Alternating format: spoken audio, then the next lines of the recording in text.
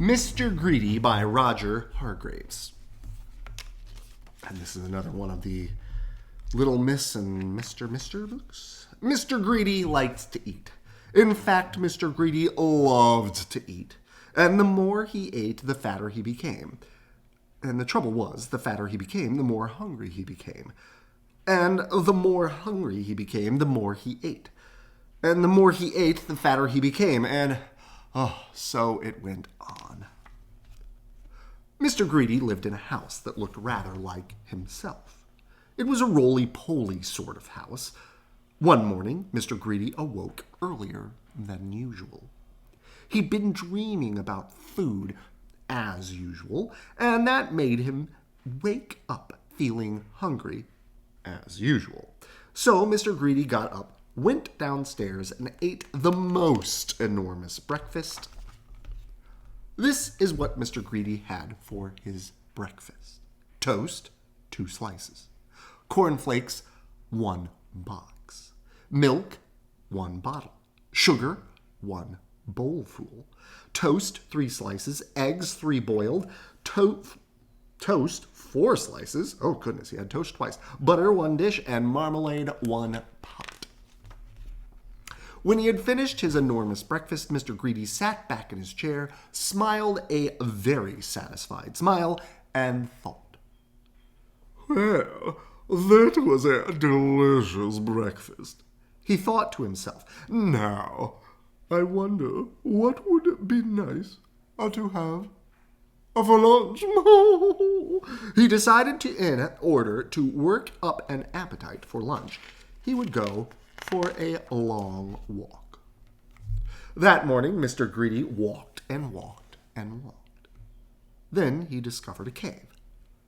"Oh, that's funny," he thought. "I don't remember seeing that there before." Mr. Greedy, being a curious sort of fellow, decided to explore. He entered the dark cave. Inside, he discovered some giant steps leading upward. Mr. Greedy, being a curious sort of fellow, decided to climb them. They were very steep and very difficult to climb, but with much huffing and puffing, Mr. Greedy climbed up and up. At the top of the steps, Mr. Greedy came to a door. It was, without a doubt, the biggest door that Mr. Greedy had ever seen. And it wasn't quite shut. Mr. Greedy, being a curious sort of fellow, decided to see what was on the other side of that door.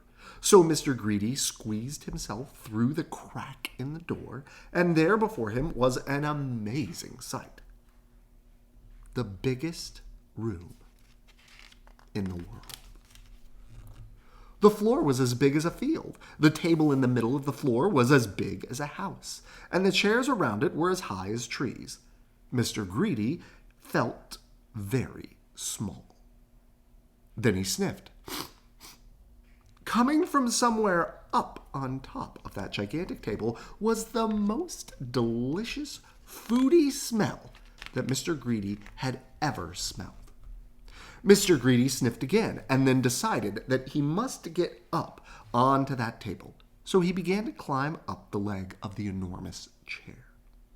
It was very difficult, and it took him a long time, but eventually Mr. Greedy stood on the table. Everything was larger than life. The salt and pepper shakers were both bigger than Mr. Greedy. There was a bowl of fruit on the table, and Mr. Greedy tried to lift one of the oranges. And Mr. Greedy, being Mr. Greedy, took a bite out of one of the apples, too. Then he looked around. Over on the other side of the table stood the source of that delicious smell. A huge, enormous, gigantic, colossal plate, and on the plate a huge, enormous, gigantic, colossal sausage the size of pillows, and huge, enormous, gigantic, colossal potatoes the size of beach balls, and huge, enormous, gigantic, colossal peas the size of cabbages. Mr. Greedy hurried across the table toward the plate and being Mr. Greedy, began to eat. Suddenly, a shadow fell across the plate, and Mr. Greedy found himself being picked up by a giant hand and looking into the eyes of a real, live giant. "And who," thundered the giant, "are you?" Mr. Greedy was so frightened that he could only just manage to squeak his name. "Mr. Greedy," he squeaked. The giant laughed a laugh as loud as thunder. "Greedy by name and greedy by nature," he bellowed.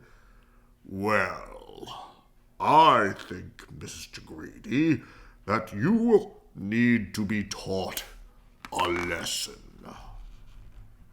And what a lesson it was. The giant made Mr. Greedy eat up everything on that huge, enormous, gigantic, colossal plate. When he had finished, Mr. Greedy felt very ill indeed, as if he would burst at any minute. "Now," said the giant in a much quieter voice, "do you promise never to be greedy again?" "Oh, yes," moaned Mr. Greedy. "I promise." "Very well," said the giant. "Then I'll let you go." Mr. Greedy climbed down from the table and went out through the door, feeling very fat and extremely miserable. And do you know, from that day to this, Mr. Greedy has kept his promise. And do you know something else as well? Mr. Greedy doesn't look like he used to look anymore. He now looks like this, which I think suits him a lot better. Don't you? So, if you know anybody who is as greedy as Mr. Greedy used to be, you know what to tell them, don't you? Beware of giants. Ba-dum-bum. Good night. I love you.